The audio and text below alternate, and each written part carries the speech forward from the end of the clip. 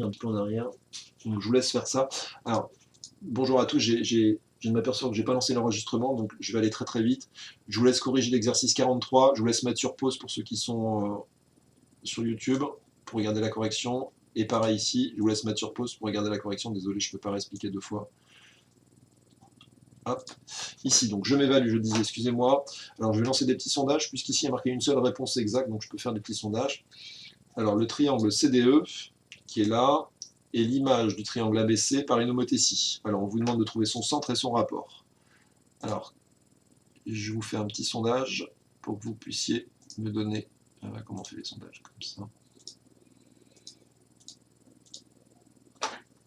Alors c'est le 45.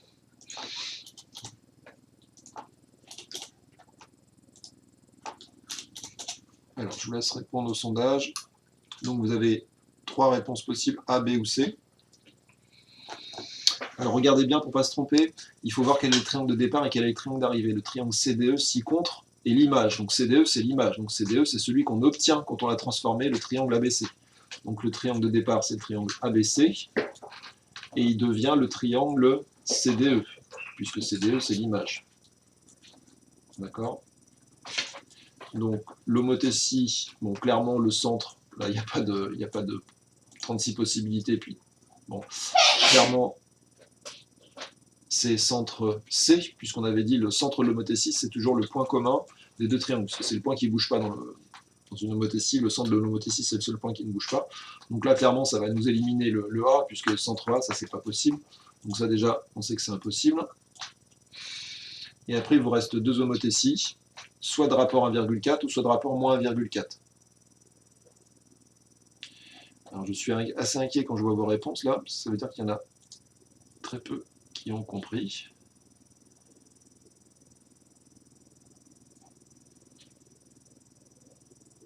Alors, je vous affiche vos réponses, il en manque quand même 9 qui n'ont pas répondu. Donc je ne sais pas, Camille, Elliot, Gabin, Ilou, Lou, Lucas, c'est que vous ne pouvez pas répondre. Ça ne marche pas. C'est que vous ne savez pas. Bon, je vous donne la réponse. La bonne réponse, c'est la C.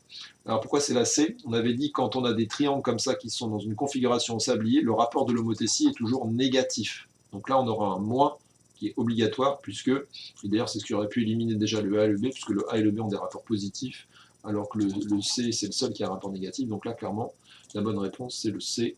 C'est la seule bonne réponse possible. Bon, j'espère que vous allez faire mieux au prochain sondage, parce que là, 3 bonnes réponses sur 15 élèves.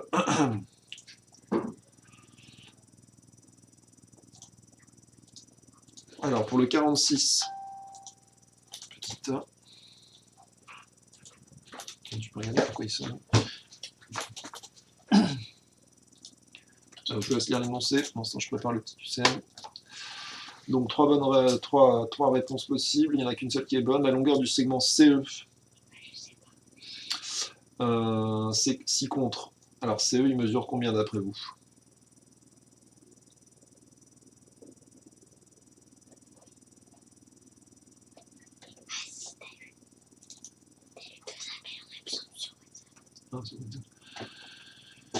Alors, pardon, j'ai mis la calculatrice ici, parce que je vais faire le calcul en même temps que vous.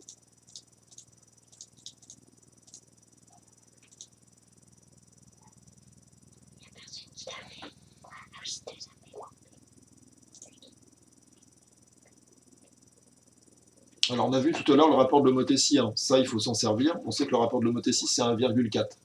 Enfin, pardon, c'est moins 1,4, excusez-moi. Moins 1,4, donc ça veut dire que notre grand triangle, il est 1,4 fois plus grand que le petit. Or, ici, c'est des E, ça appartient au grand triangle. D'accord? Puisque ces deux, justement, c'était l'image. Alors, du coup, on va multiplier 1,5 par le rapport et on va regarder ce qu'on obtient. Puisque le côté CE, c'est un agrandissement du côté AC. Donc, c'est AC qu'il faut multiplier par le rapport. Alors, le rapport sans le moins, bien sûr, on ne va pas mettre un moins devant la longueur, ça n'aura pas de sens. Donc là, le calcul qu'il faut faire, c'est 2,1 fois 1,4.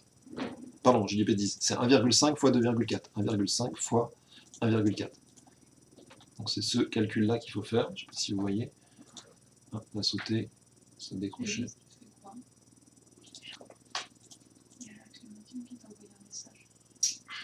Alors, je ne sais pas ce qui se passe. Hop, je vous ai mis la calculatrice. Et quand je tape ça, je tombe sur 21 dixièmes qui vaut 2,1. Donc la bonne réponse, c'est effectivement le A. Alors, ouais, vous êtes nombreux à l'avoir trouvé. Effectivement, je vous mets ceux qui ont bien répondu. Alexis a bien répondu, Axel, Camille, Elliot, Gabin, Luna a bien répondu, Lucas, Maëlie, Malicia, Marie, Mathis, Roman, Timothée, félicitations. Tous ceux qui ont bien répondu, la A, effectivement, c'était ça. Quand on multiplie 1,5 par 1,4, on a bien 2,1. Alors le 47, je vous laisse lire, pendant ce temps je prépare le petit UCM.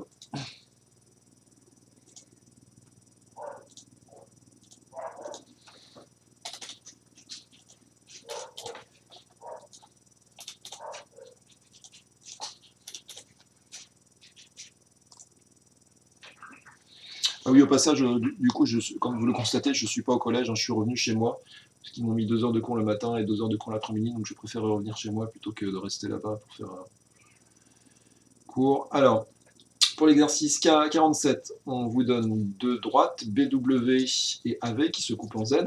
Les droites AB et VW sont parallèles. Alors, on vous propose ZW égale à 13, ZW égale à 12,7 et ZW égale à 9. Alors, visiblement, c'est ZW qu'il faut calculer. Alors là, il y a un petit peu de choses à écrire, je pense, sur vos cahiers. Donc là, on ne vous demande pas de rédiger, hein, vous pouvez aller beaucoup plus vite que d'habitude. Alors, vous pouvez le faire, par exemple, avec le rapport d'agrandissement. Vous pouvez, avec ces deux côtés-là, calculer le rapport d'agrandissement et l'appliquer à 3,9. Ça peut être un moyen rapide de trouver la bonne réponse. Ce que je vais faire d'ailleurs à côté, parce que je vous avoue que je n'ai pas préparé, je ne connais pas les réponses par cœur.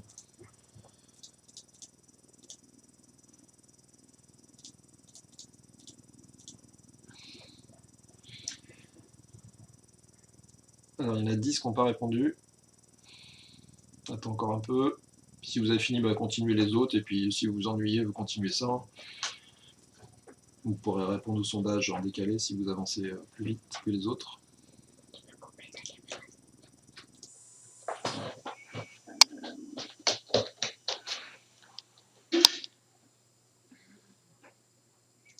Je peux remettre la cam? Oui. Alors, le rapport d'agrandissement, bah, vous avez 12 et 5,2. Donc si vous voulez trouver le rapport d'agrandissement, alors vous pouvez trouver le rapport de réduction, mais ici c'est un peu maladroit, puisque ZW c'est un agrandissement de ZB. Donc on trouve le rapport d'agrandissement avec ces deux rapports, autrement dit en calculant BV sur, pardon, BW, n'importe quoi, excusez-moi, je dis n'importe quoi, c'est VW divisé par BA. VW, quand on le divise par BA, on a notre rapport d'agrandissement. Donc VW divisé par BA, c'est 12 sur 5,2. Et ça, c'est mon rapport d'agrandissement. Donc ce rapport-là, bah, je le trouve avec la calculatrice et je le multiplie par 3,9. Donc je prends ma calculatrice, donc je calcule 12 sur 5,2. Ça, c'est mon rapport d'agrandissement, donc qui vaut à peu près 2,307. Et je l'applique à 3,9, donc fois 3,9, et ça me donne 9. Donc là, j'ai mis des chiffres après la virgule pour qu'on ait 9. Donc la bonne réponse était la C. Félicitations. Voilà, il n'y a que 4 bonnes réponses là. Il y en a qui changent au dernier moment. Ouais, il y a des petits feinteurs là. Donc la bonne réponse c'était la C, puisque quand je multiplie 3,9 par ce rapport-là, alors là il y a la virgule, on ne la voit pas trop. Bon, sinon, si vous pouvez le faire aussi avec Thalès, hein, quand vous écrivez Thalès, vous avez quelque chose comme ça, je crois que ça donne 3,9 sur... Élise, tu peux aller ailleurs s'il te plaît? Pardon, 3,9 sur ZW, et puis vous faites votre règle de 3, donc ça fois ça divisé par ça, ça va vous donner exactement la même chose. Allez, je coupe le sondage, j'en relance un autre pour la question suivante, puis pareil, je vous laisse lire la question pendant que je prépare le sondage. Alors, 48 A, B, C. Alors, qu'est-ce que vous me proposez comme bonne réponse ici? Alors, on vous donne des droites BM et NC qui se coupent en A. Est-ce que les droites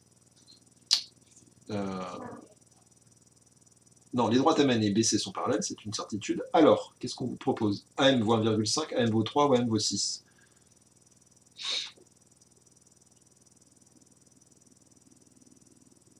Alors, AM, c'est ce petit côté-là. Alors, il est bien plus petit que celui-là.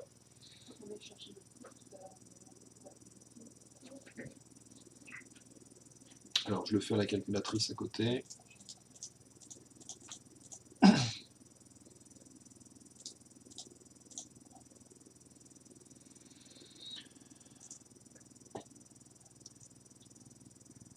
Alors, félicitations à Axel, Lilou, Lucas, Maëlie, Marie et Mathis qui ont bien répondu.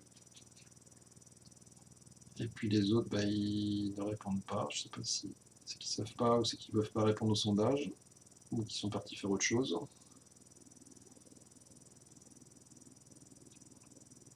Alors, la bonne réponse, effectivement, je vous mets les bonnes réponses. Vous voyez, il y en a 8 qu'on trouvait.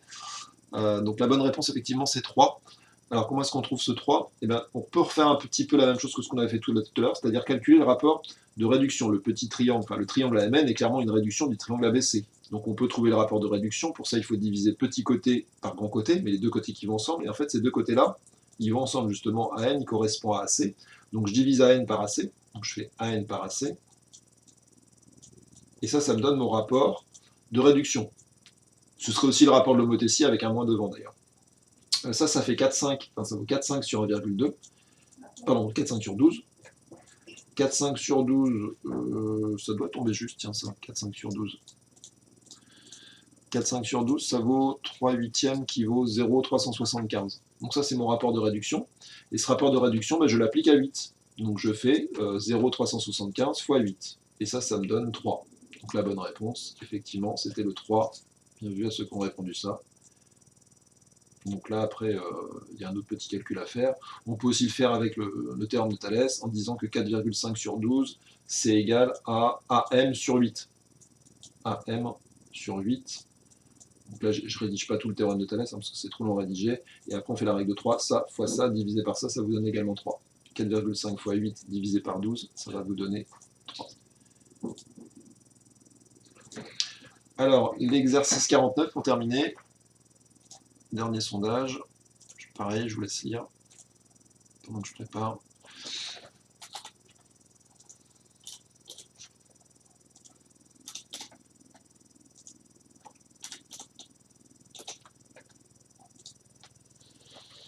Alors, le dernier sondage, la dernière question, pardon, les droites PS et NT se coupent en R. Pour déterminer si les droites TP et SN sont parallèles, donc ces deux-là, quels sont les rapports qu'il faut calculer? Alors, est-ce qu'il faut, enfin, comparer, pardon.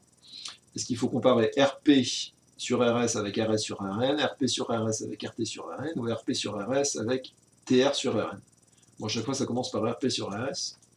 Donc, c'est plutôt le deuxième rapport qu'il faut regarder. Donc, ils ont fait ça sur ça.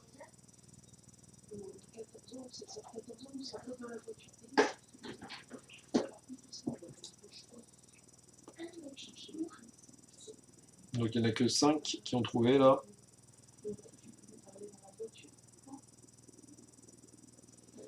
Six, 7, 6. Donc là, il faut bien se focaliser sur ces deux droites-là et oublier tout le reste. Hein. Donc vous oubliez la droite PN et vous oubliez la droite TS. Donc là, vous avez une petite configuration de sablier, deux droites sécantes comme ça. C'est pas très bien fait là. Voilà. Et quels sont les rapports qu'il faut comparer pour pouvoir dire si les deux droites rouges TP et NS sont parallèles? J'ai que 6 bonnes réponses, là ça m'inquiète vraiment, ça veut dire que vous n'avez pas compris, enfin pour la plupart. Donc il y a deux rapports à comparer. Nous c'est la droite TP avec TS. Donc si c'est TP, vous partez de R et vous allez vers, le numérateur doit aller à chaque fois vers les points qui désignent la première droite.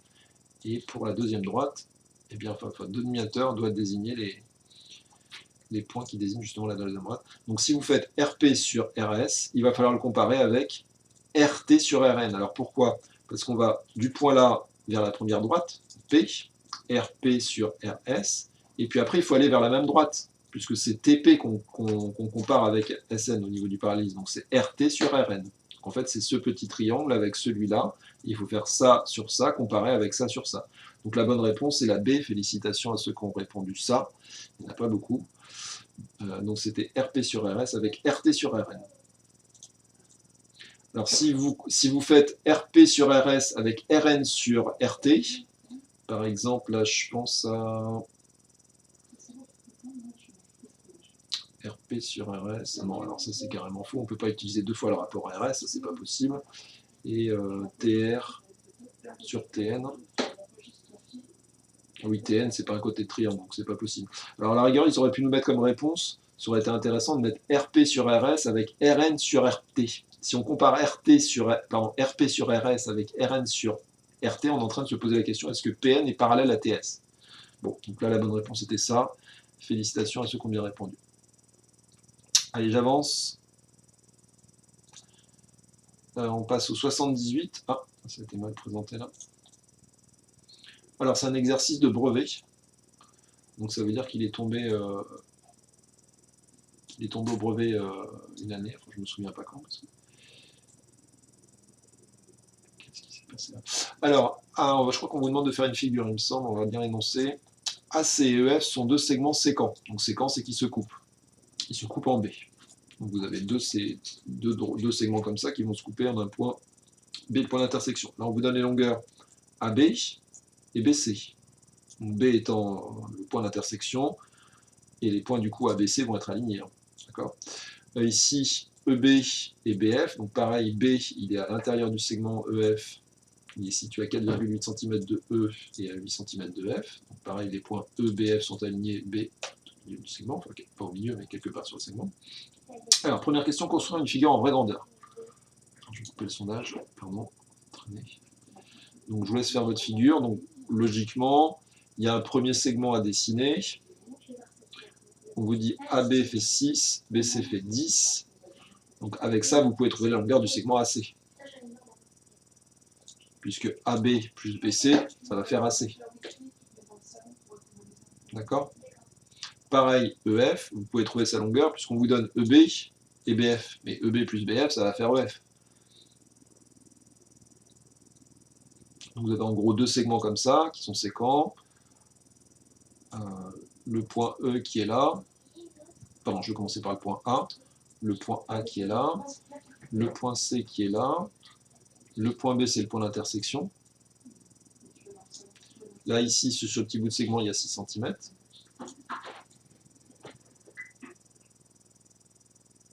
Ici, sur ce petit bout de segment, il y a une longueur de 10 cm. D'accord. EB, donc là, j'ai le point E ici. Le point B, il est au même endroit tout à l'heure, puisque les deux segments étaient séquents en B. Et le point F est ici. Ma longueur BE, elle m'est donnée, 4,8.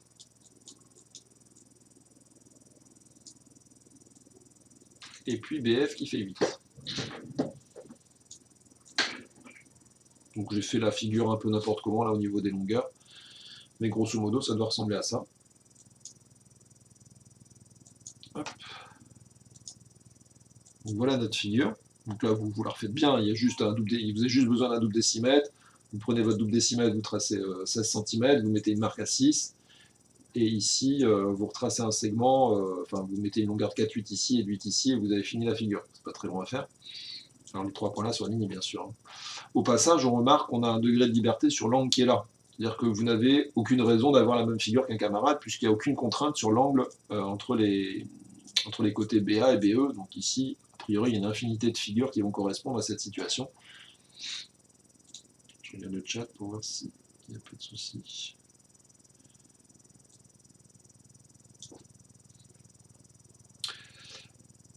Petit b, alors maintenant, est-ce que vous pouvez me répondre au B? Quel rapport vous auriez envie de comparer pour voir si AE et FC sont parallèles?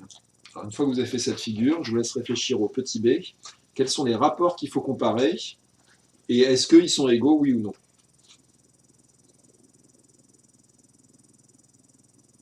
Je vous laisse réfléchir, puis quand vous avez trouvé, vous mettez dans le chat les deux rapports. Alors, ça fait un petit peu penser à la dernière question du QCM de tout à l'heure. Elle avait un petit peu la même situation.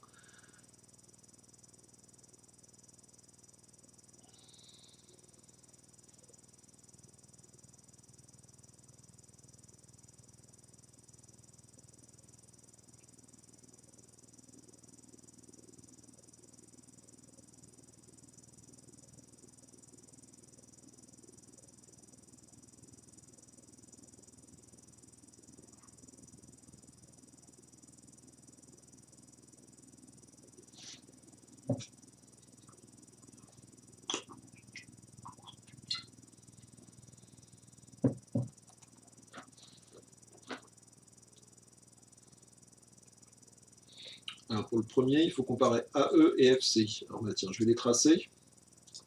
On va les tracer pour y voir un petit peu plus clair. AE et FC. Alors je vous conseille peut-être de les tracer vous au crayon de papier parce que on va peut-être après les effacer pour pouvoir faire avec AF et EC pour y voir un petit peu plus clair. Après pour la deuxième question, on va pas refaire une deuxième figure. Alors comment prouver que ces deux droites-là sont parallèles? Quels sont les rapports qu'il faut comparer?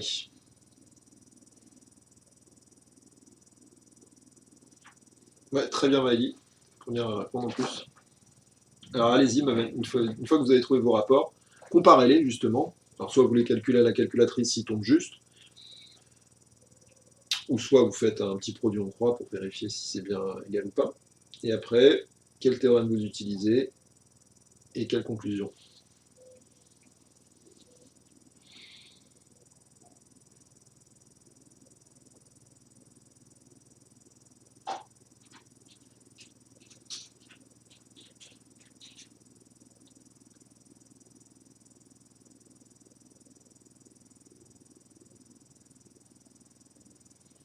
Donc là, ma figure est mal faite, hein. J'ai fait ça un peu n'importe comment. J'ai quand même fait les plus grands. Les plus grands sont quand même plus grands que les plus petits. C'est déjà pas mal.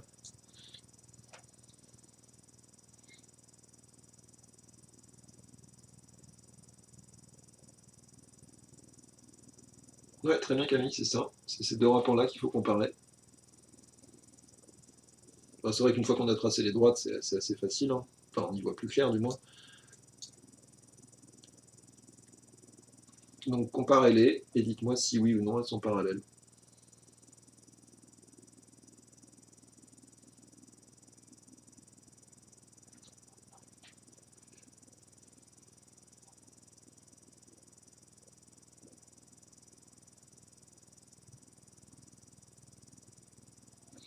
Donc pour le petit b, je vais peut-être vous guider là parce que j'ai l'impression qu'il y en a qui sont un petit peu bloqués. J'ai pas beaucoup de réponses dans le chat. Donc les droites AE et FC. Donc pour savoir si ces deux droites-là sont parallèles. Donc déjà, moi ce que je vous conseille, c'est de partir du point B, le point commun des deux triangles qu'on voit clairement. Alors on voit bien le triangle BAE et le triangle BFC. Donc on va essayer de retrouver en quelque sorte l'égalité du théorème de Thalès qu'on aurait avec ces deux triangles-là. Et on va juste servir des rapports mais latéraux, c'est-à-dire on va oublier ces deux côtés-là. Donc on fait BA. Alors là, il faut utiliser un côté qui est aligné, qui est créé par des points qui sont alignés avec cela. Donc clairement, ça va être BC. Donc BA sur BC, donc ces deux côtés-là. Quand je calcule ce rapport-là, BA sur BC, est-ce que c'est égal à BE sur BF? Alors vous voyez là, enfin dans les réponses dans le chat, moi j'aime bien partir de B. À chaque fois, ma lettre B, elle est en premier dans mes quotients. Donc c'est BA sur BC est égal à BE sur BF. Bien entendu, si vous mettez AB à la place de BA, ça ne change rien, mais je trouve ça un petit peu plus clair d'avoir la lettre B à chaque fois en premier, comme ça nous permet d'avoir un petit visuel pour limiter les chances qu'on se trompe. Donc BA sur BC est-il égal à BE sur BF? Donc c'est ces deux rapports-là qu'il faut calculer. Alors je vous laisse remplacer BA et BC par les longueurs qu'il faut. Pareil, vous écrivez à côté un autre calcul séparé, BE sur BF, et vous me dites si oui ou non ils sont égaux.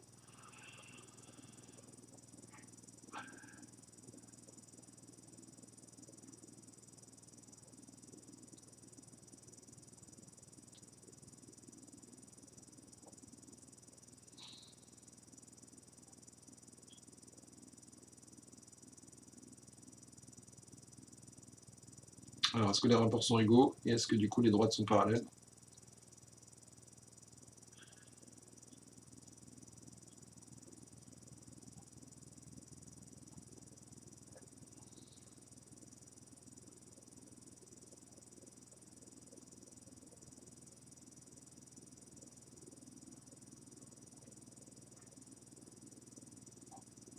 Donc BA sur BC est-il égal à BE sur BF?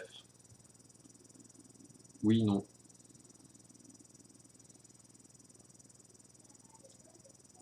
Non. Ah si, j'ai un signe de vie dans le chat.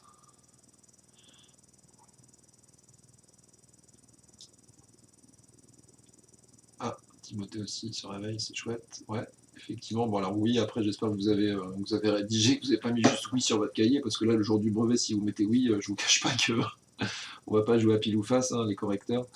Donc là, il faut expliquer. Donc je vous mets la correction pour le... Alors je vais essayer de pas mettre le C tout de suite. Le C, je vais le mettre de côté. Donc le B, alors la figure normalement elle était refaite dans la correction, mais elle doit ressembler grosso modo à... Ah oui, alors sur la figure par contre c'est relativement évident qu'elles ne sont pas parallèles, donc ça n'a pas grand intérêt. Bon, moi sur la figure que j'ai faite, moi il y a un petit peu de suspense, mais sur la figure que vous avez faite, là c'est vrai qu'on ne voit pas trop l'utilité de se poser la question est-ce que C est parallèle à F, car carrément ça se voit clairement que non. Donc pour le B, effectivement, on compare, donc là je vous ai mis la correction ici, on voit un petit peu mieux.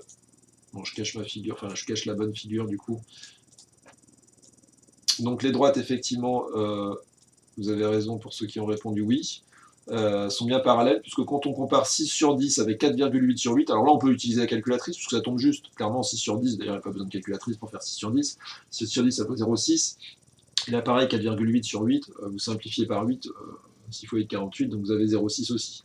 Donc les rapports sont bien égaux, donc d'après la réciproque, vérifiez bien que vous avez écrit le mot réciproque du théorème de Thalès, vos droites sont parallèles. Alors je vous laisse faire le C, et j'éteins mon téléphone. Ça fonctionne de la même façon, donc il faut trouver les deux rapports qu'on doit comparer et conclure si oui ou non elles sont parallèles. Bon, clairement, au vu de la figure, là on peut s'en douter, il n'y a pas de suspense, quand on regarde la figure, on doit trouver qu'elles ne sont pas parallèles pour le C, clairement. Quand vous regardez AF et EC, là à moins que la figure du livre soit fausse, il n'y a clairement pas trop de suspense pour le C, on doit essayer de démontrer qu'elles sont parallèles. Donc là il ne s'agit pas de dire elles ne sont pas parallèles, je le vois, il faut le prouver avec ce type de calcul-là. Donc il faut faire un petit peu la même chose que ça. Donc pareil, je vous écoute pour les deux rapports qu'il faut comparer. Donc cette fois, je vais enlever ces deux droites-là. Je retrace cette fois, moi, ce qui m'intéresse, c'est est-ce que AF est parallèle à EC. Remarquez, même sur ma figure, ça se voit, même si elle n'est pas bien faite, elle est quand même un petit peu à l'échelle. Alors, quels sont les deux rapports? Et est-ce qu'ils sont égaux? Et du coup, qu'est-ce que ça donne?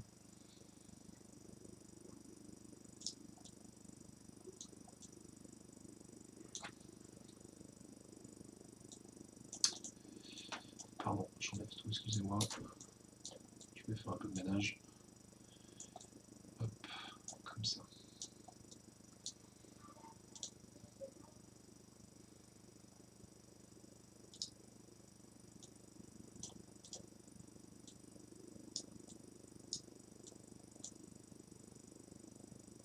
Alors les deux rapports, je vous écoute dans le chat, est-ce que vous pouvez me dire les deux rapports qu'il faut comparer pour savoir si AF et EC sont parallèles? Donc là, je vous ai un petit peu aidé, je vous ai tracé les droites.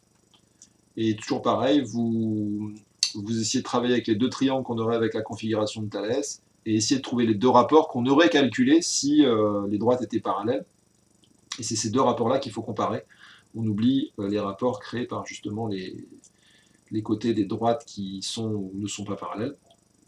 C'est-à-dire les deux qui sont en rouge, ces deux rapports-là, enfin, le rapport créé par les deux côtés qui sont en rouge, ce rapport-là, on l'oublie. Donc moi je dis qu'on compare les rapports latéraux, puisque c'est les rapports qui sont créés par les rapports qui sont... Pardon, les rapports qui sont créés par les côtés, qui sont sur les côtés.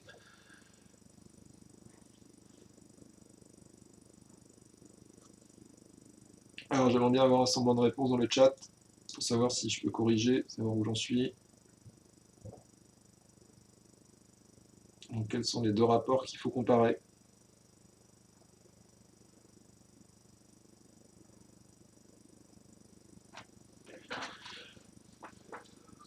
Donc tout à l'heure, on avait fait BA sur BC avec BE sur BF. Maintenant, qu'est-ce qu'il faut faire?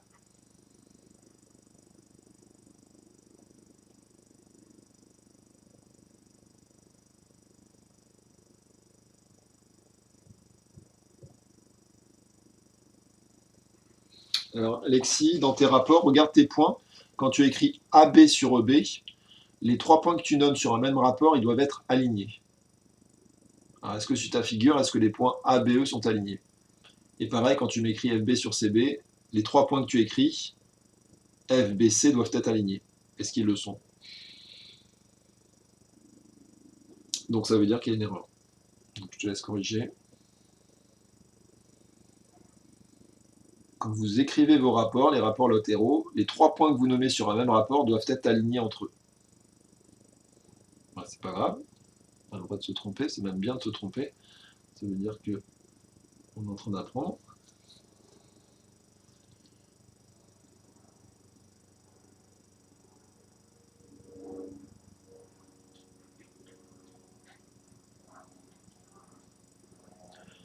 J'aimerais bien avoir au moins une bonne réponse dans le chat.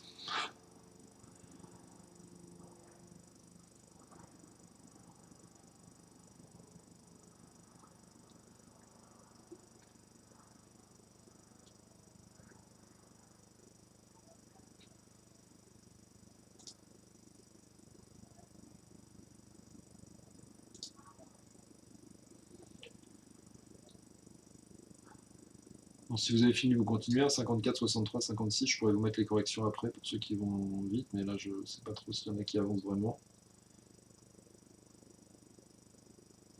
Alors les rapports?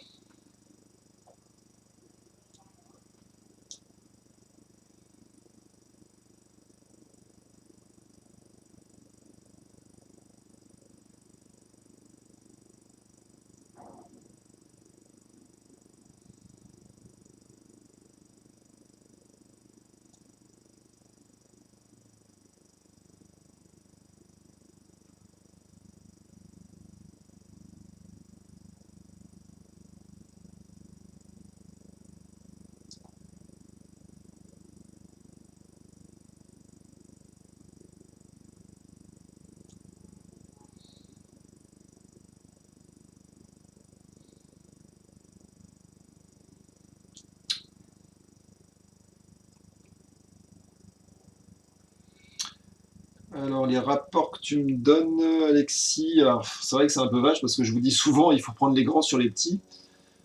Sauf que là, la figure, elle est tellement, comment dire, tellement mal faite qu'il ne faut pas prendre les grands sur les petits. Même ça marche pas. En fait, il faut vraiment prendre les côtés de ce triangle-là, divisé par les côtés de ce triangle-là. Donc là, et là, il se trouve que ça fait même pas grand sur petit, tellement c'est pas parallèle.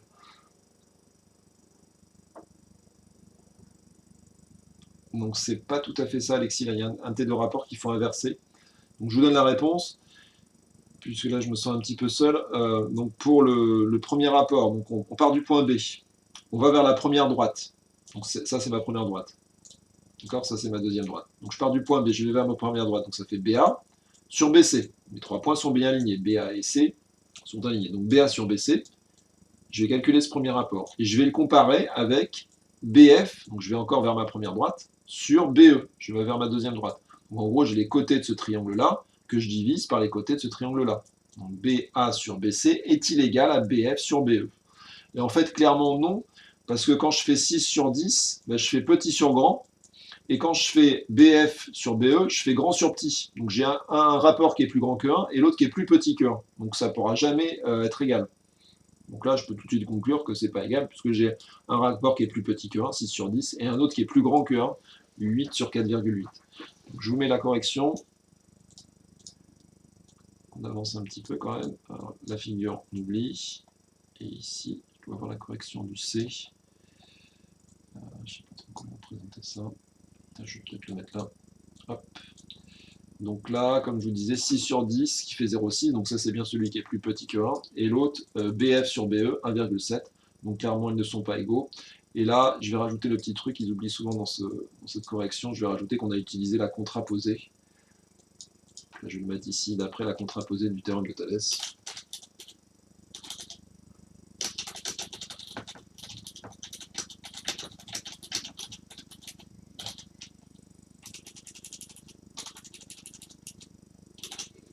Hop, donc ça c'est ce qu'il faut mettre, normalement on le met entre... Normalement moi je le mettrais plutôt ici, là. Je le glisserai là, d'après la contraposée du Thalès. Je ne mets pas le donc, du coup les droites maintenant sont pareilles. Voilà, j'essaie de représenter un petit peu mieux. Allez, je vous laisse corriger.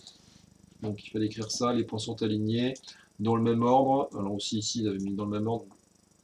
Les rapports ici, 0,6 et 1,7. Ah, ça a sauté là. Ah, ça a sauté. Je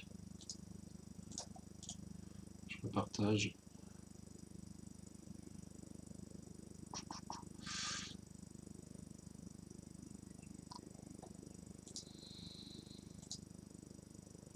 Ok. Bon, je vous laisse corriger ça. Après, j'ai mis l'exercice 54.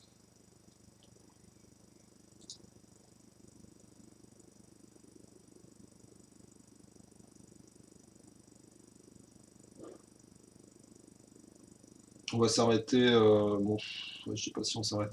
Parce que là, je vous sens vraiment au taquet, là. On a commencé à 50.